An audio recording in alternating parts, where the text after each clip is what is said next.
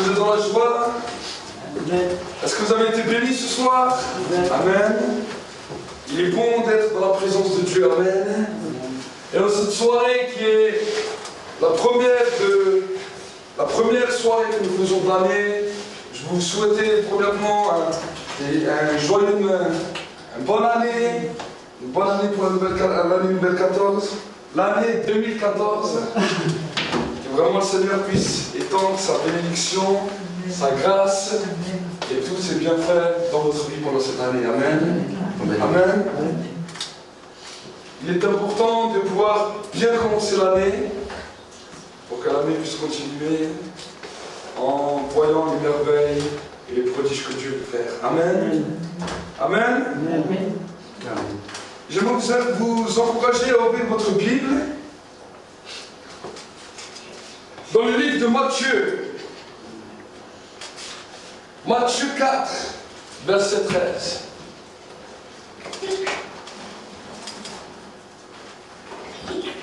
Donc dans le livre de Matthieu 4, verset 13, et Matthieu 5, verset 13, nous allons lire ensemble ce que la Bible nous dit.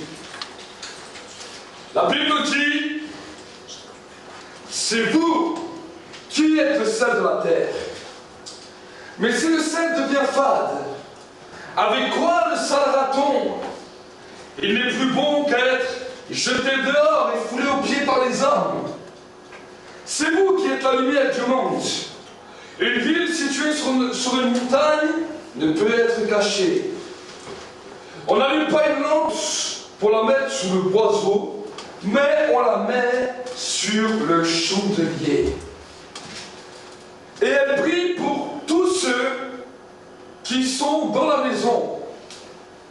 Que votre lumière brille ainsi devant les hommes, afin qu'ils voient vos œuvres bonnes et glorifient votre Père qui est dans les cieux. Amen. Jésus était interpellé sur la qualité de la renommée. Jésus était inquiété sur la renommée de la réputation de ses disciples. Amen.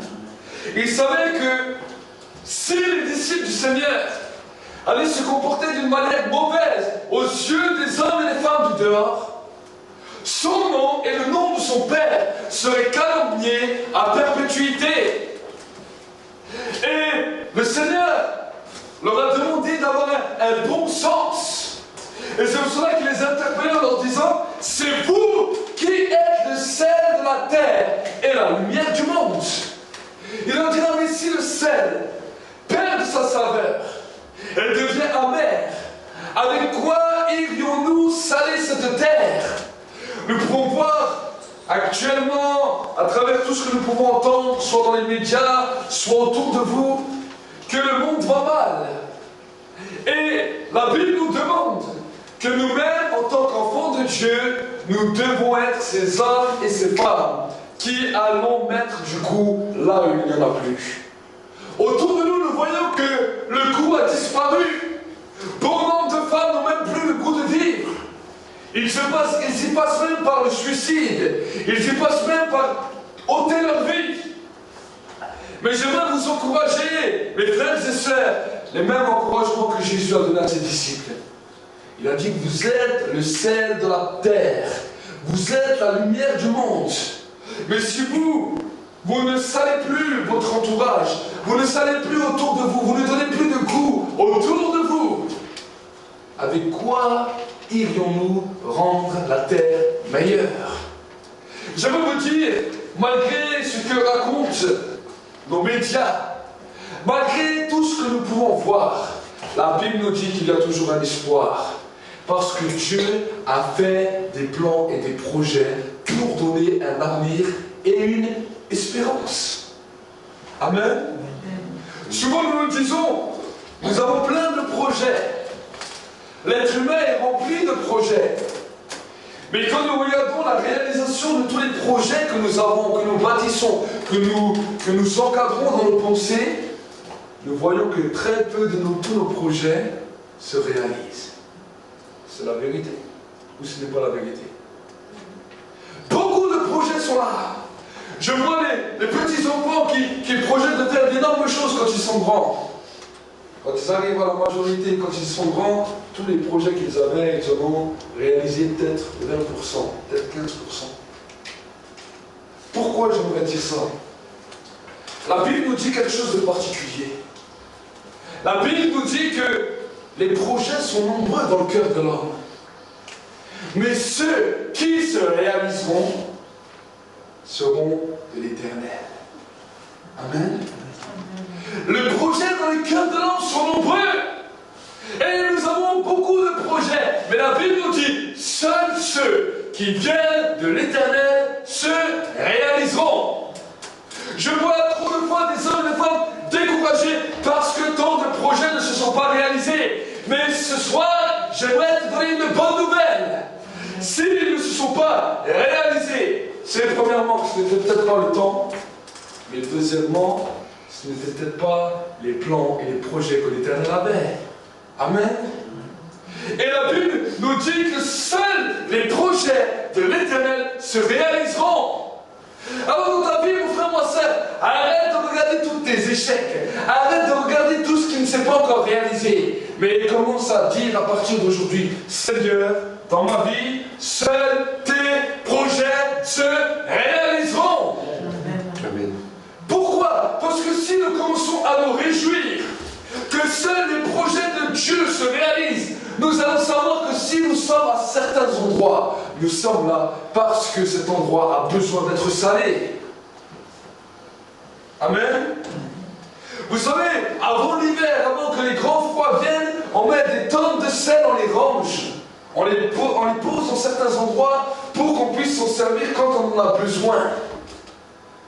Et pendant tout un temps, si le sel pourrait parler avec son collègue l'autre sel, il dirait, mais on nous a entassés dans un sac, on nous a mis dans un endroit et nous ne faisons rien. Nous sommes là en attente. Mais je veux te dire que dès que le givre commence à venir, dès que le froid commence à venir, dès que la neige commence à venir, ce sel est déposé sur ce gel, sur ce froid, et là il devient utile. Amen. La Bible nous dit que nous sommes le sel de la terre. Il y a peut-être des fois dans des endroits où tu te trouves, dans des situations où tu te trouves, que tu te dis, mais peut-être je ne sers à rien. Je suis comme ce sel dans ce sac qui est en train d'attendre. Et je n'arrive pas à avancer. Mais j'aimerais te dire, si tu es dans cette position, c'est que c'est le plan et la volonté de Dieu parce qu'il va t'utiliser. Amen. Amen. Amen. Commençons à regarder avec les yeux de Dieu. Dieu veut parler aux enfants d'Israël, il a dit, je vais vous emmener dans un endroit où coule le lait et le miel. Mais la Bible nous dit que quand ils ont quitté l'Égypte, ils n'ont pas vu cet endroit où coule le lait et le miel. Ils sont arrivés dans un désert où il y avait la chaleur du soleil, où la nuit faisait froid, où il y avait des serpents, où il y avait des scorpions, où il y avait toutes sortes de choses dans lesquelles même le bétail n'arrivait pas à se nourrir. Et quand les enfants d'Israël ont commencé à regarder avec les yeux humains, la lamentation a sorti de leur bouche. Ils n'avaient pas compris que Dieu voulait les amener dans ce désert pour que ce désert refleurirait un jour. Dieu avait déjà parlé par les prophètes qu'un jour le désert refleurirait. Amen. Si nous entendons aujourd'hui, en Israël, on entend que le désert refleurit. J'aimerais vous dire que le Seigneur avait déjà ça comme projet depuis longtemps. Mais quand il a amené le peuple juif dans le désert, ces hommes ne se sont pas dit, je suis dans ce désert où il n'y a rien, parce que Dieu veut que nous bénissons cette terre, pour que cette terre fleurisse. Non, ils n'ont pas compris ça. Ils ont commencé à se lamenter, et au lieu qu'au bout d'un moment, la bénédiction de Dieu est descendue, parce qu'ils n'avaient pas compris que c'était le plan de Dieu, il y a eu des malédictions qui sont descendues, et ils ont péri dans le désert, et ils ne sont jamais rentrés dans leur Canaan. Pourquoi j'explique cela?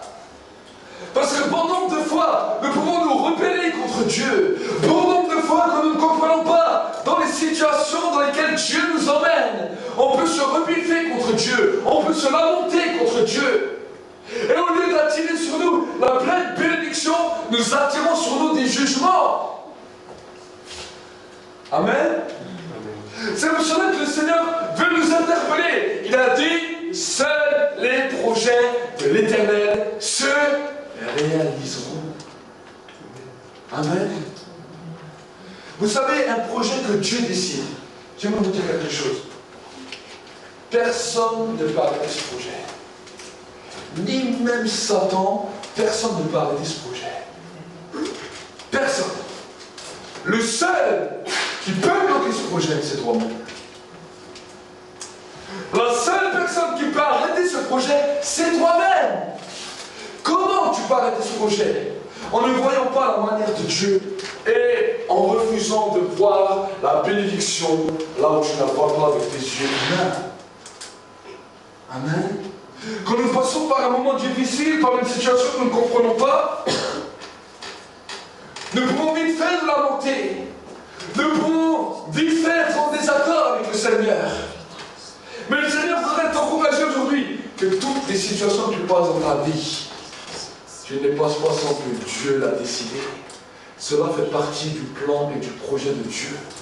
Et dans ces plans, dans ce projet, Dieu voudra t'apprendre des choses. T'apprendre des choses que peut-être si tu ne passerais pas par là, tu ne comprendrais pas. Dans chacune des situations, dans chacun des chemins, il y a l'apprentissage. Et ils vont voir une bénédiction. Amen. Dernièrement, cette semaine encore, je parlais avec un homme qui est à l'hôpital, qui a eu des opérations, qui avait un cancer, qui a eu des opérations, qui a eu des broches dans le dos, un peu partout.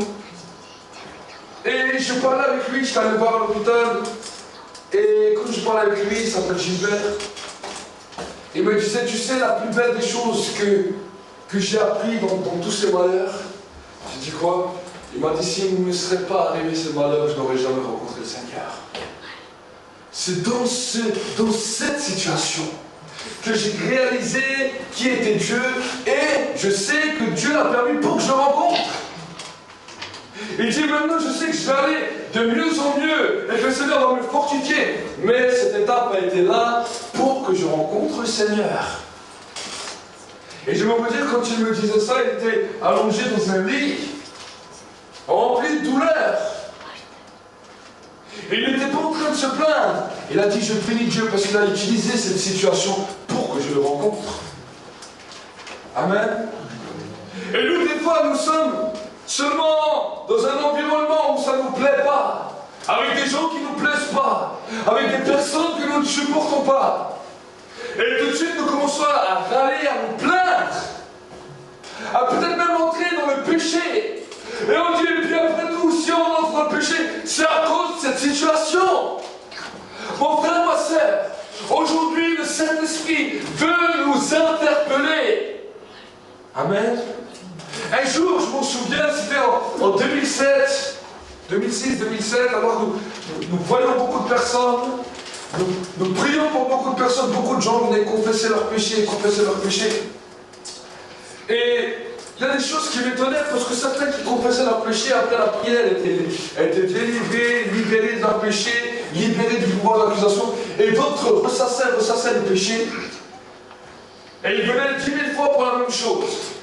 Et un jour, j'étais en prière et je me suis dit, mais Seigneur, comment ça se fait que certains ressortent tellement vite et d'autres, ils ressassent, ils reviennent, et toujours la même chose. Et le Seigneur m'a dit une phrase que je n'ai jamais oubliée. Et il m'a dit, tu vas leur dire, c'est parce que beaucoup de personnes excusent leur péché et prennent leur prétexte et toute leur situation pour excuser le péché. Ils disent, oui, j'ai péché, mais c'est pas de ma faute, c'est à cause de lui. Oui, j'ai péché, mais c'est pas de ma faute, c'est à cause d'elle. Oui, j'ai péché, c'est pas de ma faute, mais c'est pas de ma faute. Le Seigneur m'a carrément dit, quand une personne dit comme ça, tu ne vas plus prier pour lui jusqu'à qu'il se responsabilise à cause du péché. Et j'ai commencé à comprendre quelque chose de puissant avec Dieu. Que tant que nous allons mettre la faute sur un autre, jamais nous allons reconnaître notre péché, jamais nous allons nous débarrasser de ce péché. Et ce péché va être un fléau qui va nous éloigner de Dieu et qui va nous amener à la mort. Mais si nous commençons à comprendre, dit Seigneur, c'est vrai, Ok, même s'il y avait tellement de circonstances, ce n'est pas à cause des autres que j'ai péché parce que je le voulais bien. J'ai péché parce que j'étais accro à ce péché. Mais aujourd'hui, pour te faire plaisir, je divorce avec ce péché. Je me sépare de ce péché. Je m'éloigne de ce péché pour que je puisse avancer avec toi. Ça, c'est ce que le Seigneur désire pour chacun d'entre nous, mon frère, ma soeur. Nous ne devons pas rester dans une position de péché éternel en disant la grâce de Dieu un jour va me tomber dessus. Dieu veut que nous séparions du péché. Nous avons l'exemple dans la Bible du paralytique. Paralysé. Il ne marche plus. Et il attend de l'aide. Il est devant une piscine. La piscine de Bethesda. Et la Bible nous dit que cet homme a attendu des années devant cette piscine pour que quelqu'un le jette dans l'eau quand l'ange vient commencer à secouer l'eau. Pendant 38 ans, cet homme était couché devant et il ne pouvait pas se lever. Mais la Bible nous dit quelque chose de particulier. Un jour, le Fils de l'homme qu'on appelle Jésus est venu à côté de cet homme et il lui a rendu la santé. Il lui a dit, lève-toi, prends ton lit et va dans ta maison. La Bible nous dit que cet homme a fait ce que Jésus a demandé et Jésus a disparu. Et la Bible nous raconte que quelques jours après, cet homme a revu Jésus. Vous savez ce que Jésus lui a dit? Il lui a pas dit, le pauvre, ça fait 38 ans que tu étais là, personne ne t'a jeté, heureusement que je suis venu. Jésus ne lui a pas dit ça. Jésus l'a regardé et lui a dit, va et ne pêche plus, afin qu'il ne t'arrive pas quelque chose de pire. Et il lui a dit, va et ne pêche plus, afin qu'il ne t'arrive pas quelque chose de pire. Autrement dit, Jésus l'avait mis en garde que ça faisait 38 ans que cet homme était malade à cause d'un péché. 38 ans que cet homme était couché. Pourquoi il ne pouvait pas entrer dans l'eau? Je vais vous dire pourquoi il ne pouvait pas entrer dans l'eau. Ce n'est pas parce que personne ne pouvait l'amener, mais c'est parce que cet homme prenait plaisir à son péché. Et cet homme prenait tellement plaisir à son péché qu'il ne pouvait pas entrer dans le mouvement de Dieu, là où il y avait la guérison, là où il y avait son miracle. Nous sommes des fois dans des réunions bénies où l'onction, la présence de Dieu, le feu de Dieu est là. Nous sentons cela, mais à un moment donné, il y a comme quelque chose qui nous bloque. On voudrait avancer plus loin. On voudrait avancer dans les bénédictions de Dieu, mais quelque chose nous retient. J'aimerais te dire ce qui nous retient, c'est le péché. Amen. Le péché, la Bible nous dit que ça nous éloigne de Dieu. Ça nous empêche de goûter pleinement aux choses que Dieu veut. Alors aujourd'hui, nous disons, ah, mes frères, je viens à l'église. Pasteur, je fais mes prières. Pasteur, je ne fais rien de mal. Je n'ai tué personne. Je ne fais pas l'adultère. Je ne dis pas le mensonge. Oui, mais peut-être qu'il y a d'autres péchés. Peut-être derrière cela, il y a le souci. La Bible nous dit que le souci est pareil au plaisir du monde. Peut-être qu'il y a l'amour d'une passion cachée, qui peut être la cupidité, qui peut être l'amour de l'argent, l'idolâtrie. Aimer une personne plus que Dieu. Aimer que les gens ne sachent pas trop que nous sommes chrétiens, plus que d'honorer le Seigneur. Plusieurs choses, plusieurs facteurs peuvent venir nous empêcher d'entrer pleinement en contact avec Dieu. Jésus un jour a dit, celui qui me reniera devant les hommes, je le renierai devant le Père qui est dans les cieux. Et en reniant le Seigneur devant les hommes, mon frère, ma soeur, le Saint-Esprit lui-même déjà dit, si tu ne m'honores pas, moi-même je ne peux t'honorer. Et nous voudrions entrer toujours plus loin. Mais en voulant entrer toujours plus loin, il est comme un moment où nous nous éloignons. Et c'est pour ça que la Bible nous dit, prépare-toi donc à la rencontre de ton Dieu. Comment nous préparer à la rencontre de notre Dieu? La Bible nous dit, si nous disons que nous n'avons pas de péché, nous sommes déjà menteurs, et la vérité n'habite pas en nous. Si tu dis, mais Seigneur, je n'ai pas de péché, alors la Bible nous dit que tu es déjà menteur. Et que la vérité n'habite même pas en toi. Pourquoi? Parce que la Bible nous dit quelque chose de particulier. Ce qui est le vrai fruit aux yeux de Dieu, c'est l'amour pour la vérité. Si nous n'avons pas l'amour pour la vérité, si nous n'aimons pas la vérité, alors la vérité n'habite pas en nous et nous ne produisons pas de bons fruits. Ce n'est pas moi qui le dis, c'est la parole de Dieu. Donc peut-être nous nous posons la question, mais qu'est-ce la vérité? Une question que Pilate s'est posée.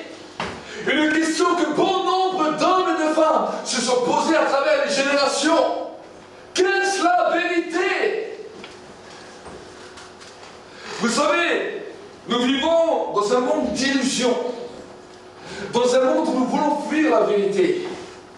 Si nous voyons que notre visage ne nous plaît pas trop, alors on va essayer de fuir cette vérité. On va faire de rafistolage. Chirurgie esthétique. Si nous voyons que notre corps ne nous complaît pas, alors on va commencer à faire du sport pour essayer de changer ça, de fuir cette vérité. Et on continue, et on continue. Et si notre langage ne nous plaît pas, alors on va écouter une personne qu'on aime bien parler et on va commencer à parler comme elle. Et on va continuer. Et aujourd'hui, on a des gens qui se retrouvent même des sosies des personnes, d'autres personnes. Je vois des chanteurs qui ont leur sosie un peu partout dans le monde. Mais si tu parles à ces gens-là, ils vont te dire oui, ce sont nos idoles, on veut leur ressembler. Mais pourquoi ils veulent se ressembler? Parce qu'ils veulent fuir premièrement une chose, la vérité de leur propre personne. La vérité de leur propre personne, la vérité de tes propres complexes. Et j'ai appris une chose, en grandissant en tant qu'être humain, c'est que tous les hommes, ils ont des complexes. Toutes les personnes du monde, ils ont des complexes. Vivre en essayant de fuir ces complexes. Et je vais vous dire que dans ces complexes se trouve toute notre fierté, tout notre orgueil, et c'est ça que Dieu veut briser. Amen. Souvent on nous parle de brisement.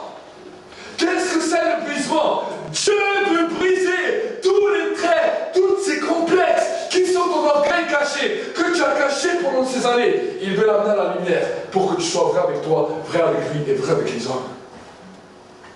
Ça, c'est la vérité.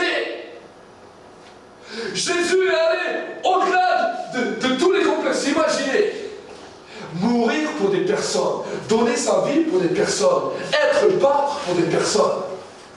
Toute personne qui a un minimum de dignité refuserait ça. Même les gens qui sont fous n'acceptent pas ça.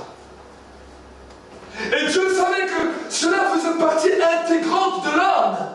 Jamais un homme n'accepte de souffrir pour quelqu'un d'autre, hormis dans les films. Mais les hommes ne sont pas prêts à sacrifier toute cette fierté pour souffrir pour les autres. C'est pour cela que, dès la nuit des temps, quand on recherche une personne, ou même un criminel qui a fait des choses, même des choses qui ne sont pas bien, qu'est-ce qu'ils font ces gens d'hommes ou de femmes? Ils fuient. Ils prennent la fuite. S'ils voient la police, ils fuient. S'ils voient une personne qui va les amener dans leur raison, dans la vérité de ce qu'ils ont fait, de ce qu'ils ont commis, ils fuient. Si tu dis alors maintenant toi tu vas mourir pour telle ou telle personne, alors tu n'as rien fait, cette personne va fuir ou va essayer de se défendre. Pourquoi? Parce que cela est un instinct dans l'être humain. Mais j'aimerais te dire une chose, Jésus est venu et a cassé cela. Dans le corps dans lequel il était, il a brisé cela, brisé cette mentalité, ce raisonnement. Et il a dit, je vais m'humilier au point de donner ma vie pour le monde, pour que le nom glorieux de mon Père soit exalté sur la terre. Et quand il a donné sa vie, il a donné sa vie pour que nous puissions accéder au Saint-Esprit. Parce que cette mentalité dans la vie de l'homme empêche l'homme de connaître la présence de Dieu, le Saint-Esprit. Cette désobéissance quand Dieu a dit à l'homme, tu ne toucheras pas ce fruit. Le jour où tu toucheras, tu en mourras. J'aimerais vous dire que l'homme n'a pas écouté. Il a préféré goûter le fruit de la connaissance du bien et du mal. Et à ce moment-là, il s'est séparé du Saint-Esprit. Dieu savait que cette racine qui était dans l'être humain empêchait son esprit de pouvoir venir. Et je veux te dire, bien que nous sommes enfants de Dieu, bien que nous sommes nés de nouveau, cette même racine et ce même combat continue à nous détruire et à nous éloigner de la présence de Dieu. Oui, nous voulons marcher avec Dieu. Oui, nous voulons grandir avec Dieu. Mais ce manque d'amour, de vérité, de savoir qui nous sommes, qui il est, et rester toujours constant dans ce que nous sommes, cette mentalité nous éloigne de Dieu et nous détruit. On peut devenir des hommes religieux, oui.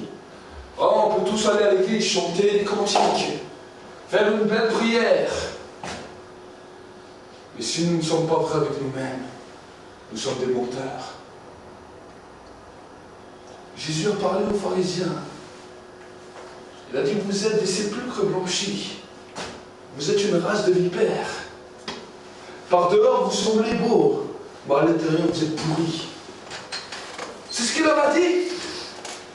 Parce qu'il avait vu que tout le Sanhédrin, qui étaient des hommes choisis de la descendance d'Aaron, qui exerçaient le sacerdoce royal dans le temple de Dieu, étaient devenus des hommes religieux qui refusaient de devenir vrais. Ils ont renié ce qui ont fait la puissance. Et ils se sont égarés. Aujourd'hui, nous pouvons être de la même manière que ces sacrificateurs des bons chrétiens. Aux yeux du monde, oh, c'est un bon chrétien. Mais à l'intérieur, être rempli d'addiction, rempli de péché, et nous éloigner de la présence de Dieu. Ce soir, c'est un message que le Seigneur m'a mis sur le cœur, qui puisse nous réveiller. Pendant cette année, le Seigneur veut te lancer un défi. Va, retourne et ne pêche plus. Voilà le défi du Seigneur. Il a dit au paralysé, retourne et ne pêche plus avant qu'il ne t'arrive quelque chose de pire. Il lui a dit, ça t'a fait souffrir d'être paralysé pendant 38 ans. Mais ce qui t'a laissé paralysé pendant 38 ans, c'était seulement ton péché. Je n'ai pas dit que toutes les maladies sont dues au péché, mais bon nombre de maladies sont des conséquences du péché. Amen. Bon nombre de maladies. Et on va courir, pasteur, priez pour nous. Et on va dire, ah, lui, ça n'a pas bien marché, je vais trouver un autre. Priez pour moi, priez pour moi. Et après on entend, ah ben si je suis malade, c'est que Dieu le voulait. Et puis c'est à cause de ceci, et puis c'est à cause de ça. Mon frère, ma soeur, fais un bilan de toi-même et dis, Seigneur, peut-être parce que je suis malade, parce que seulement j'ai été pécheur devant toi, et je veux me séparer de ce péché. Révèle-moi en quoi j'ai péché, et je veux me séparer. Amen. Faisons. N'ayons pas peur de faire des bilans. J'aime faire des fois des bilans. Et j'aime quand Dieu me dit, voilà, ici t'as fauté, ici t'as péché. Maintenant répare, maintenant restaure. Maintenant fais demi-tour. Et je me dis que des fois ce n'est pas toujours facile de faire demi-tour. Amen. Des fois ce n'est pas toujours facile. Mais si tu aimes Dieu plus que tout, tu vas le faire, non par contrainte mais par amour. Amen. Si nous commençons à comprendre cela, nous allons voir nombreuses choses se passer dans nos vies. Amen. Amen. Je me souviens d'un jour où quand j'ai commencé la prédication jusqu'en 2012, je me disais, je serais le pasteur modèle. J'avais une boucle d'oreille. Et je prêchais avec la boucle d'oreille. Et des fois, ça gênait plusieurs. Et quand tu me disais, mais pourquoi tu as une boucle d'oreille, je leur disais, je suis esclave du Seigneur. Mais à un moment donné, je voyais que malgré que la présence de Dieu était là, j'avais des pensées terribles qui étaient dans mon esprit. Et j'ai dit, mais qu'est-ce que c'est cela-là? Je priais, je jeûnais, je lisais ma Bible encore plus. Et je voyais que ça ne s'arrêtait pas, au contraire, ça empirait. Pendant des années, c'était comme ça, jusqu'en 2012, il y a 2 ans. Le Seigneur m'a posé une question. Il m'a dit, est-ce que tu es un esclave? Je lui ai dit, non, je ne suis pas un esclave. Pourquoi? Le Seigneur m'a dit, alors pourquoi portes-tu une marque d'esclave sur toi? Parce que c'est à cause de cette marque que le diable t'oppresse. J'ai dit au Seigneur, quelle marque? Il me dit, la coupe d'oreille que tu as là. Il m'a dit, si tu l'enlèves et tu me demandes pardon, tu te dégoûtes de ça, tu vas voir. Je l'ai fait en même pas 10 secondes, toutes les pensées des ténèbres ont été arrêtées. Pourquoi? Pourquoi j'étais oppressé comme ça? À cause du péché. Des fois, il y a des péchés que nous en sommes conscients. Mais il y a d'autres péchés que nous sommes inconscients. Il y a peut-être l'ingratitude. Qu'est-ce que ça veut dire être ingrat? Ça veut dire ne jamais être satisfait de ce que Dieu nous donne. Toujours vouloir plus. Toujours vouloir autre chose. On a à peine reçu quelque chose qu'on veut déjà l'autre. C'est comme la personne qui commence à manger. Elle n'a même pas le temps de finir son déjeuner qu'elle veut déjà le dîner. Quand vous avez des enfants qui sont à table et qui veulent toujours autre chose, tu viens à peine lui donner quelque chose, il veut déjà le reste. Au bout d'un moment, en tant que parent, ça te fâche. Pourquoi? Parce que tu lui dis maintenant, tu attends. Ce n'est pas encore le moment, d'abord tu termines ce que je t'ai donné et après tu auras le reste. Mais je vais vous dire que Dieu, des fois, il est pareil avec nous. Dieu est pareil avec nous. Pourquoi? Parce que nous sommes ingrats. Nous ne sommes même pas contents de ce qu'il vient de nous donner. Nous n'apprécions jamais le temps à sa juste valeur. Mais nous voulons toujours les choses en précipitation. L'ingratitude, mon frère, ma soeur, est un péché. Et la Bible veut que nous puissions changer de mentalité. Commencer à prendre plaisir, prendre le temps. Demain, on verra. Dans 1 heure, on verra. Je vois certains qui regardent leur montre. C'est bientôt l'heure. Dans 1 heure, tu verras. Respire le temps présent. Des fois, les choses que le Seigneur nous dit, ça ne nous fait pas plaisir à entendre. Et souvent, avant, des fois que je prêchais, quand des fois le Seigneur me donnait certains messages, je dis, mais Seigneur, oui, toi tu es là, mais toi il ne te voit pas. Et celui qui me voit et qui va jeter des pierres, c'est moi. Et souvent, des fois le cœur est tremblé comme ça, je dis, mais Seigneur, une chose, j'ai fait un serment avec toi, le serment de dire la vérité, envers et contre tout. Amen. Ça, c'est le rôle des serviteurs de Dieu.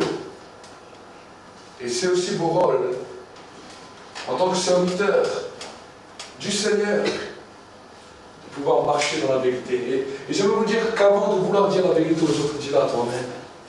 Avant de vouloir dire, je vais dire la vérité à nous, commence à regarder ta propre vie. Commence à faire un examen personnel de ta vie. Jésus a dit, pourquoi diras-tu à ton frère, laisse-moi ôter la paille qui est dans ton œil, alors que dans ton œil à toi il y a une poutre? Est-ce que vous saisissez? Ne dis pas à ton frère, je vais t'enlever la paille, alors toi-même tu as une poutre, enlève d'abord ta poutre. Et après tu sauras comment enlever la paille de l'œil de ton frère. Nous avons toujours un œil de jugement. Et on peut juger facilement les autres. Mais ce qu'on oublie, c'est que les autres sont notre miroir. Quand tu juges les autres, tu seras jugé. Amen. Après, ça ne veut pas dire que nous devons être passifs. Et dire, oh, moi je laisse faire tout le monde ce qu'ils veulent. Moi aussi je fais ce que je veux. C'est encore fuir la vérité. Amen. Être dans la vérité, c'est, voilà, je vais gérer ma vie. Si je vois quelque chose chez une autre personne, je vais d'abord prier pour que Dieu lui révèle. Amen. Amen. Il y a des fois où j'ai vu certaines choses que j'allais dans certains endroits. Je ne disais pas aux gens que tu as péché ou tu as fait ceci ou tu as fait cela. C'est les gens qui avaient tout d'un coup une prise de conscience en étant juste à côté de moi et qui me disent, ah, je sais, ce que je fais, c'est mal. Et moi, je le regardais, je dis, mon ami, moi, je ne te juge pas. Mais il y a quelqu'un qui t'interpelle pour que tu puisses être réconcilié avec lui. Amen. Jésus a dit aux gens, moi, je ne te juge pas. À la femme adultère, il lui a dit, où sont tes accusateurs? Et quand elle lui a dit qu'il n'y avait personne, il lui a dit, moi je ne te juge pas, mais va et ne pêche plus. Amen. Pourquoi Jésus pouvait dire qu'il ne jugeait pas? Parce que si le jugement du Seigneur tombe, la mort peut être instantanée. Le Saint-Esprit a jugé Ananias et Saphira. Un mensonge, ils sont morts dans les mythes. Un mensonge. Pierre leur a dit, tu n'as pas menti à un homme, mais tu as menti au Saint-Esprit. Pourquoi Dieu a amené un tel jugement sur Ananias et Saphira? Et c'est une question que je me suis souvent posée. Je me suis dit, en regardant les Écritures, en regardant même la vie de l'Église aujourd'hui, je me suis dit pourquoi le jugement d'Ananias et Saphira était tellement terrible. Parce que quand nous regardons après l'Église de Corinthe, il y avait des fois le péché, il y avait des choses horribles même qui se passaient. Mais un jour, quand j'étais avec le Seigneur, le Saint-Esprit m'a donné la réponse. Il m'a dit, mon jugement est tombé tellement terrible sur Ananias et Saphira. Parce que c'était des hommes qui avaient appris à marcher dans la vérité. C'était des hommes qui avaient appris à communier avec moi, à communier avec ma présence, qui me connaissaient. Et qui, à un moment, se sont laissés détourner dans le mensonge. Et le jugement est tombé et c'était la mort. Je ne veux pas vous faire peur. Certains vont peut-être se dire, ah, mais si on entend quelque chose comme ça veut dire qu'il vaut mieux rester loin de Dieu, faire nos petits péchés, au moins ces jugements ne tombent jamais sur nous. Mon frère, ma soeur, si tu as connu Dieu, Dieu veut que tu avances avec lui. Amen. Mais chaque fois que tu avances, il y aura des choses que Dieu ne regardera plus de la même manière comme avant. Est-ce que vous saisissez? Dieu est un Dieu juste. Dieu est un Dieu d'amour. Plus que tu grandis dans sa connaissance, plus que tu grandis dans sa présence, il y aura des choses, mon frère, ma soeur, qui te seront interdites. Dieu lui-même te les interdira. Et quand tu toucheras à ça, malgré l'interdiction, malgré la connaissance, la conscience que tu as, alors à ce moment-là, personne ne pourra te retirer de la main de Dieu, mais ce sera le jugement qui tombera sur toi. Amen. La Bible nous dit qu'il est terrible de tomber entre les mains du Dieu vivant. Et c'est pour cela que l'apôtre Paul a dit, mais quelle grâce y a-t-il dans le nouveau à celui qui, après avoir connu la révélation du Christ, après avoir marché dans la sainteté du Christ, retombe de nouveau dans les péchés. Il est semblable à un cochon qui vient de laver, ou un chien qui vient de laver, et qui saute de nouveau dans son vomi. Est-ce que vous saisissez? La Bible nous dit de ne pas prendre la grâce de Dieu à la légère. Vous savez, nous avons tellement été malaxés par des messages. Oh, Dieu est amour, Dieu bénit. Dieu est tellement amour, Dieu est tellement bonbon, que tout le monde fait tout et n'importe quoi, et que le péché est entré facilement dans l'Église. J'aimerais vous interpeller, mon frère, ma soeur, moi, le Dieu que je sers, oui, il est amour, mais l'amour de mon Dieu, c'est de dire la vérité, et consiste à marcher dans la vérité, consiste à marcher dans la sainteté. Je ne crois pas que Dieu accepte tout, Dieu lui pardonne tout, mais je ne crois pas que Dieu accepte tout. Je vais vous dire, chez moi aussi, dans ma maison, je n'accepte pas que mes enfants font tout et n'importe quoi. Je les aime, je leur pardonne quand ils font des erreurs, mais je n'accepte pas qu'ils font tout et n'importe quoi. Et mon Dieu, j'aimerais vous dire qu'il n'accepte pas que tu fais tout et n'importe quoi. Le jour où tu as accepté Jésus comme ton Seigneur et Sauveur, tu as fait un serment de ne plus vivre pour toi-même. Tu as fait un serment de vivre pour Christ, de suivre le Christ. Donc si tu as fait ce serment, tu es tenu sous serment, et tu dois marcher dans les voies du Christ. Sinon tu le fais menteur et tu es toi-même le menteur. Amen. Cette réalité, mon frère, ma soeur, nous l'oublions facilement. Et quand le péché vient, le diable nous dit, ah, mais franchement, si tu as péché une fois, tu peux pécher deux fois. Et puis tu n'es plus à ça après, Dieu va te pardonner. Mon frère, ma soeur, ne joue pas avec Dieu. Dieu veut que tu sois un homme, une femme radicale. Radicale. Amen. Quand la femme de Potiphar est venue chez Joseph, non, Joseph n'a pas fui parce que c'était une mamie. La femme de Potiphar était une très belle femme. Surtout que les Égyptiens, à cette époque-là, avaient l'habitude d'avoir des très jolies femmes. Non, Joseph n'a pas fui parce qu'il n'avait aucune pulsion, non, au contraire. Peut-être Joseph était attiré par le péché, mais il savait que s'il faisait cela, il déshonorait son Dieu. Et la Bible nous dit qu'il a préféré fuir. La Bible nous dit que le commencement de la sagesse, c'est la crainte de l'Éternel. La crainte de l'Éternel, c'est la haine du mal. C'est ce que ça veut dire. Souvent les gens me disent, ah mais moi j'ai la crainte de l'Éternel. Alors je vous pose la question d'une manière différente. Mais est-ce que tu haïs le mal? Oui, pas seulement le mal que tu vois à la télé parce que quelqu'un a tué un autre ou quoi. Mais dans ta propre vie, est-ce que tu as haï le mal? Haï ces addictions peut-être qui sont cachées? Haï ces choses qui sont là au fond de ton cœur et qui commencent à te ronger? Si tu n'haïs pas cela, alors dis Seigneur, je n'ai pas encore ta crainte. Mais donne-moi ta crainte pour que je haïs ce mal. Amen. À un moment dans ma vie, plusieurs fois, j'ai fait ce constat. Je me dis, mais Seigneur, comment ça se fait que mon cœur apprécie tellement le péché? Je dis, donne-moi la haine. Peut-être vous allez dire, oui, mais moi, je n'apprécie pas le péché. Je vais vous donner un simple exemple.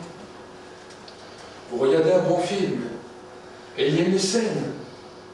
Quelqu'un trompe l'autre, il trompe son conjoint, il est avec son amant dans la chambre, et son conjoint revient du travail.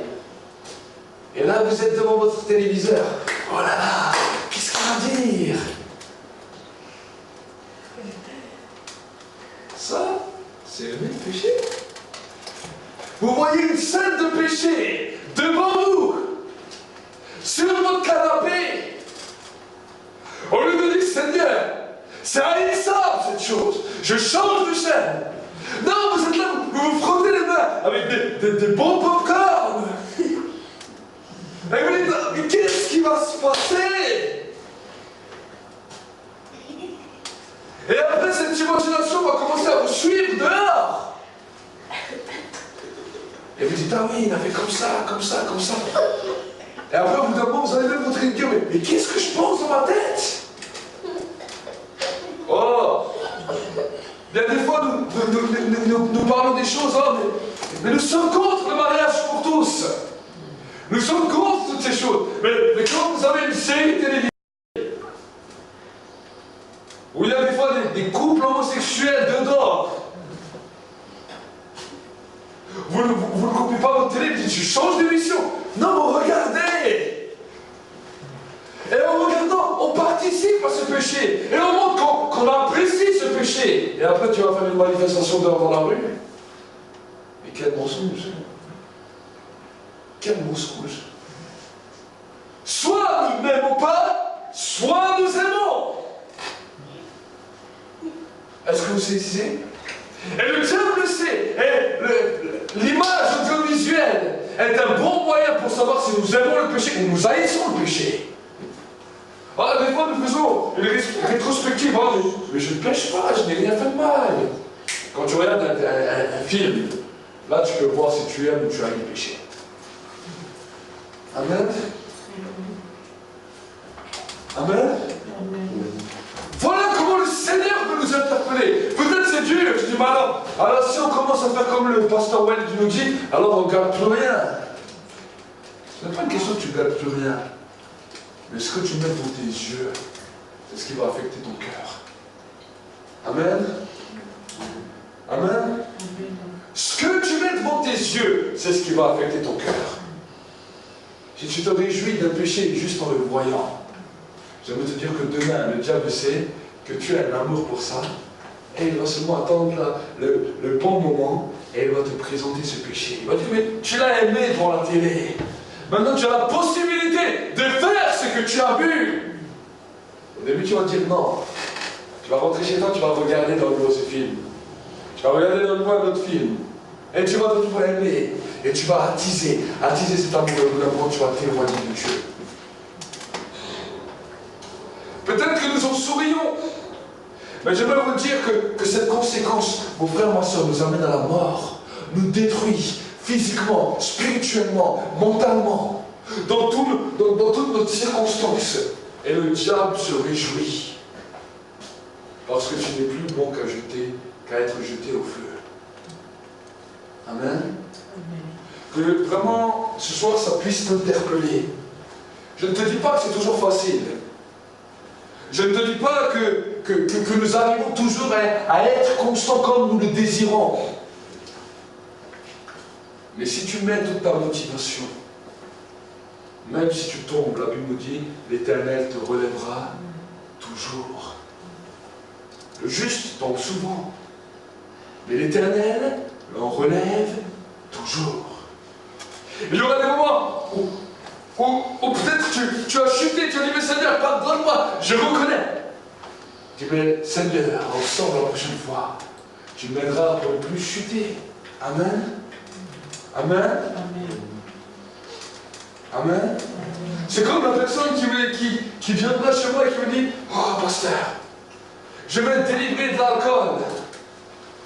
Et à peine après avoir prié pour lui, il va au magasin, prend 3 caisses de bière, 2 bouteilles de Ricard, et dit, je vais poser ça devant moi au cas où si la prière n'a pas marché. Mon frère, ma soeur, si tu demandes la prière pour une addiction, alors dis maintenant j'ai reçu la prière, je le prends par la foi, je rentre chez moi et je m'éloigne de tout ce qui va me faire chuter aussi longtemps que je serai sur cette terre. Amen. Amen. Ne tentons pas le diable. Vous savez, au début de ma foi, j'avais ce souci avec l'alcool. J'avais un petit penchant pour l'alcool. Même des fois, un gros penchant pour l'alcool.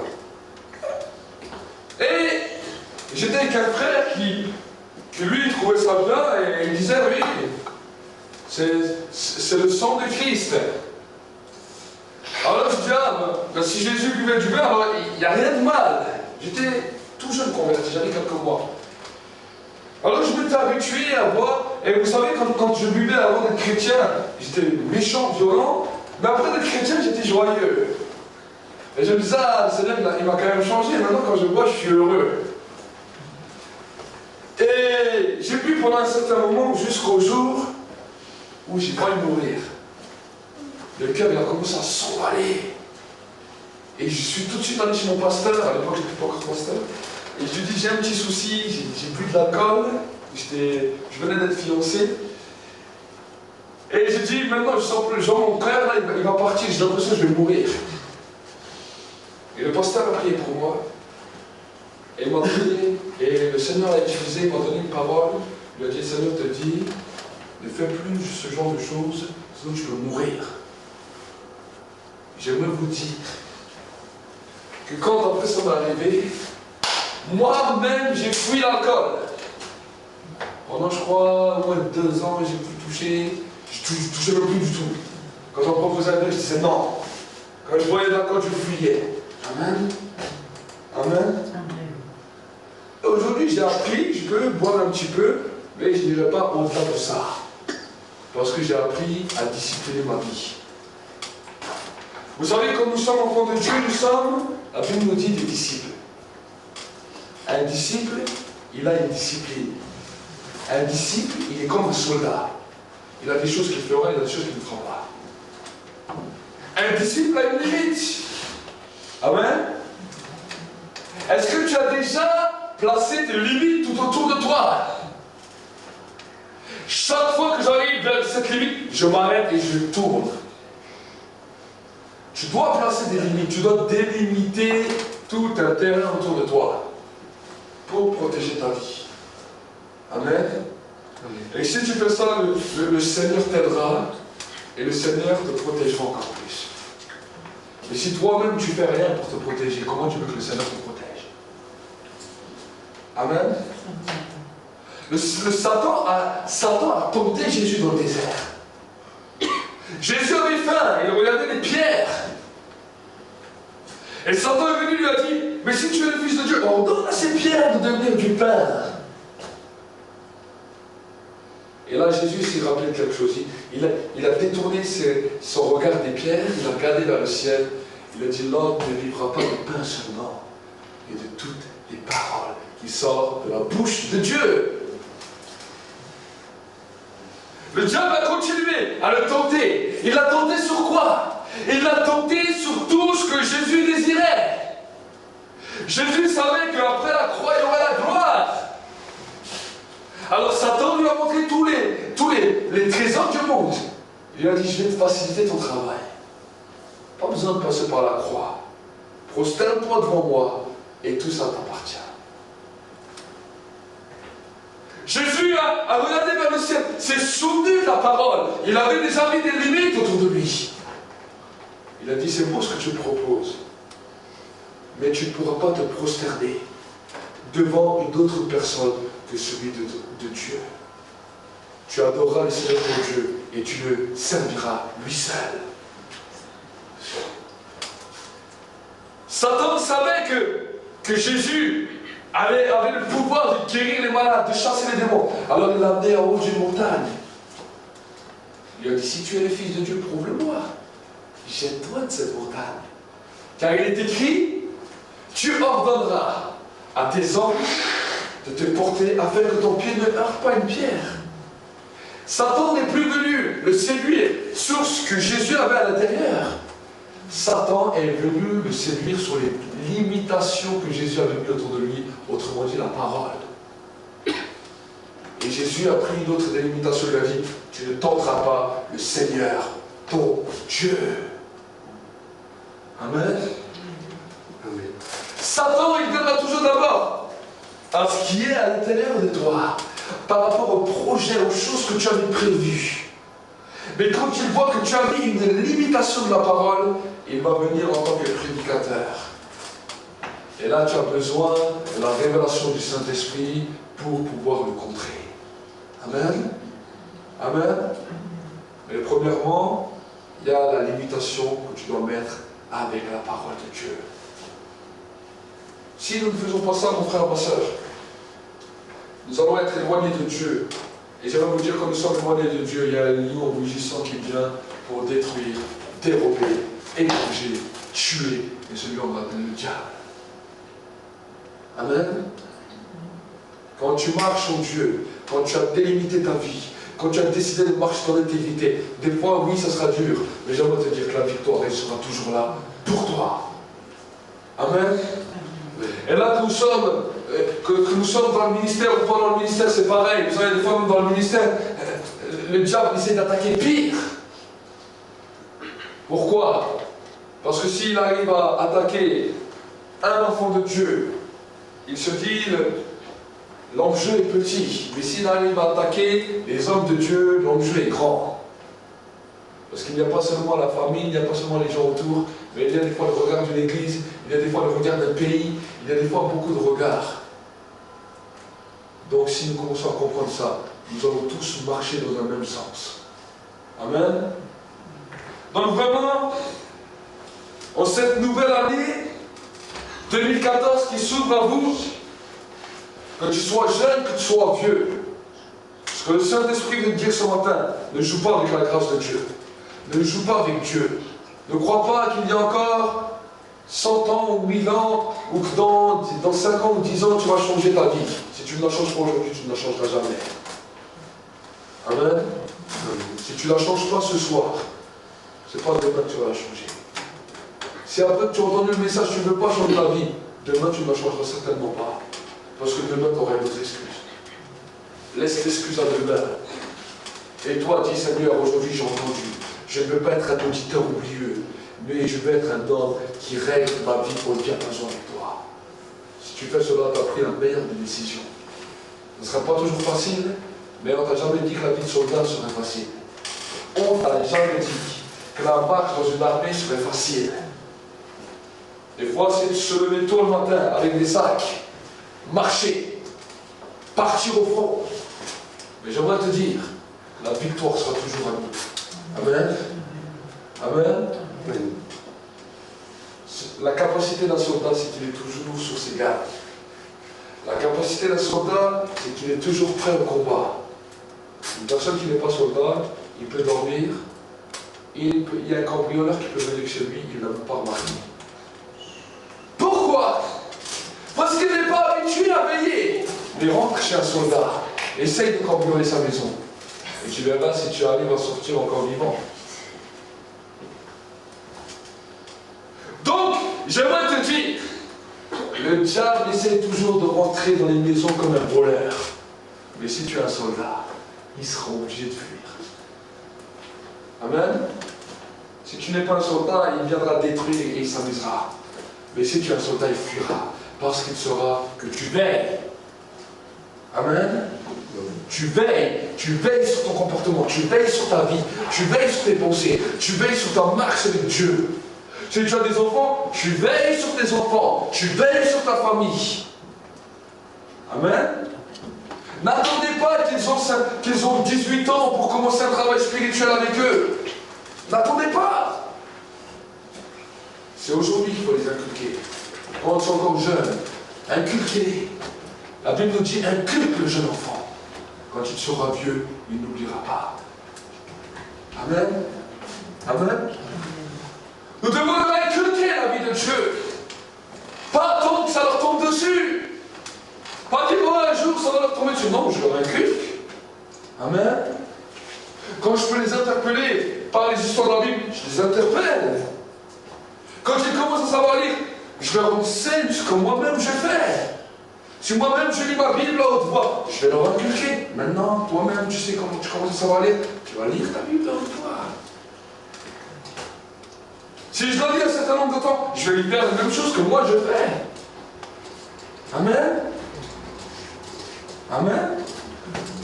Je leur inculque tout le savoir que le Seigneur m'a donné pour qu'eux-mêmes, dès leur jeune âge, ils puissent expérimenter les mêmes choses que j'expérimente.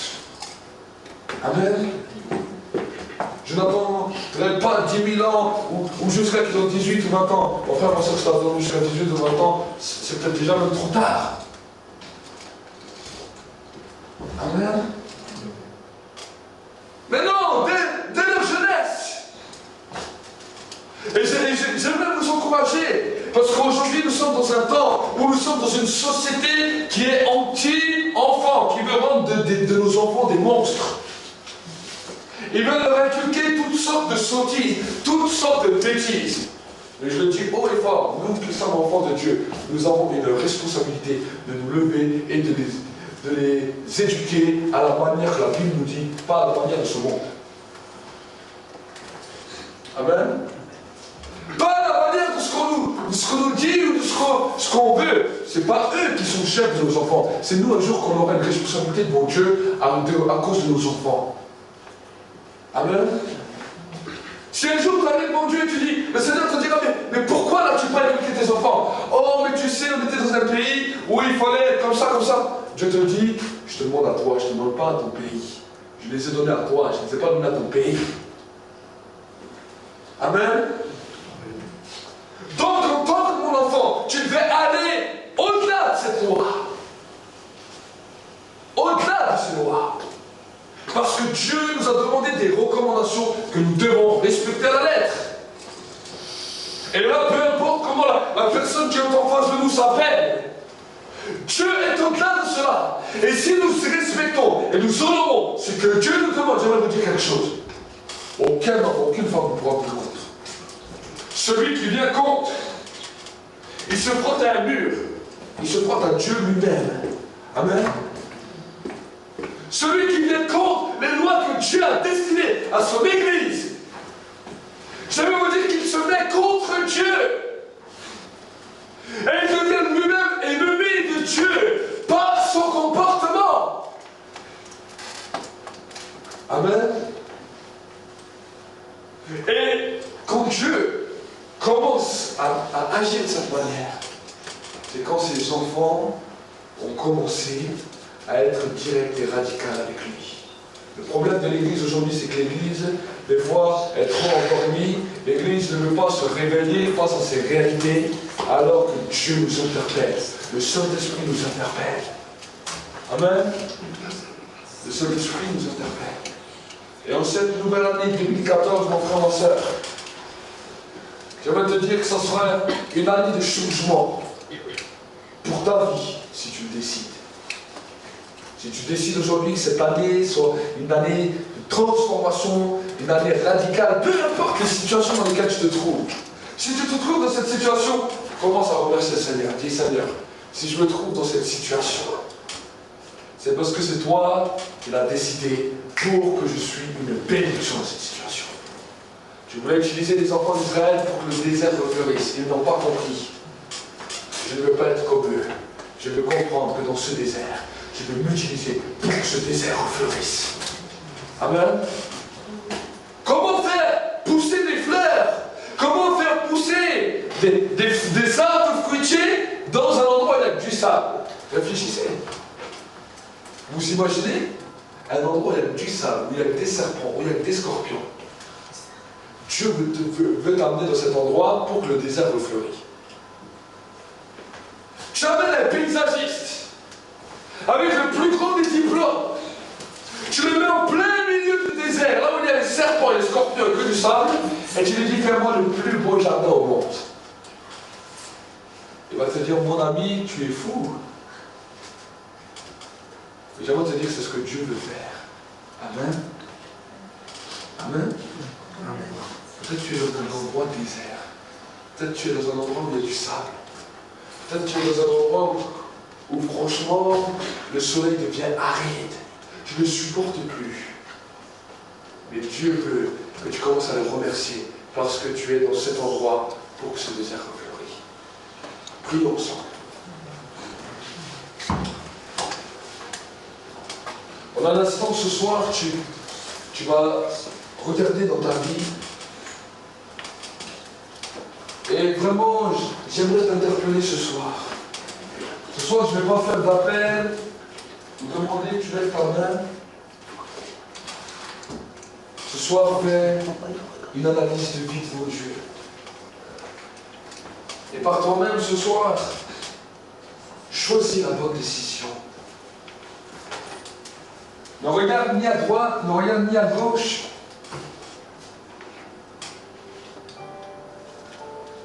Ne regarde pas sur toutes les situations. Peut-être que tu as excusé ton péché.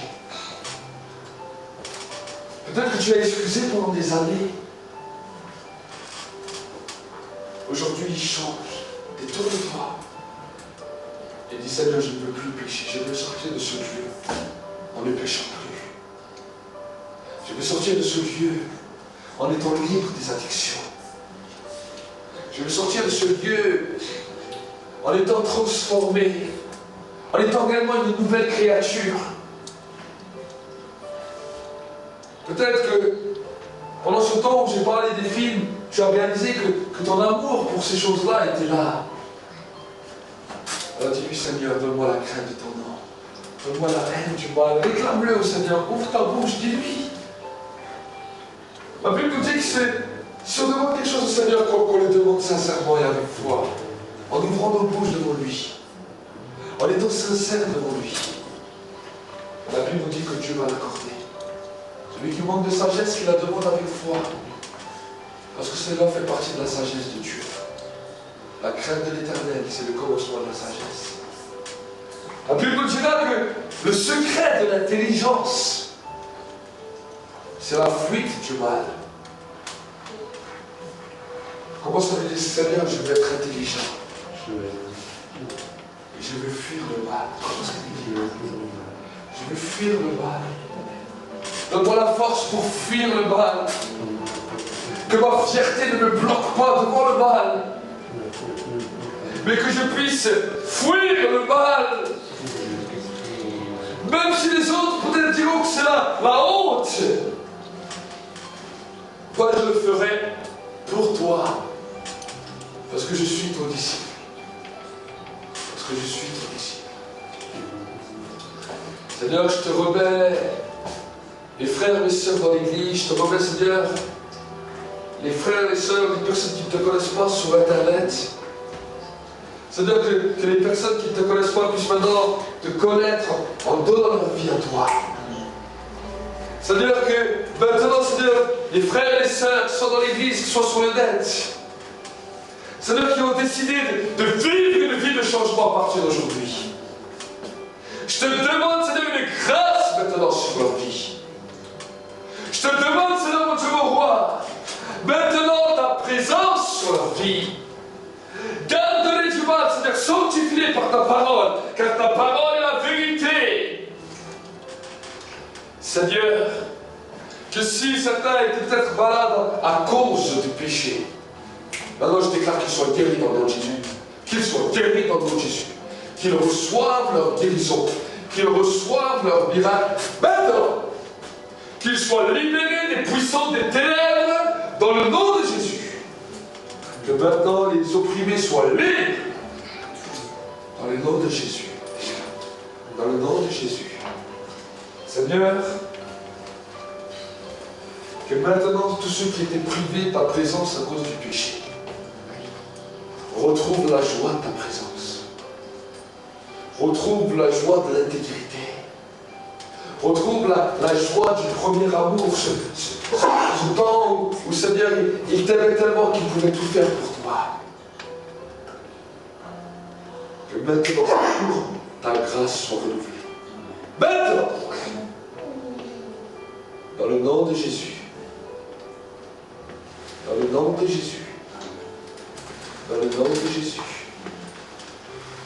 que toutes les portes qui étaient fermées à cause du péché soient ouvertes pour laisser tomber la pluie de la bénédiction, la pluie de la première et de la saison. Seigneur, que ta paix, ta bénédiction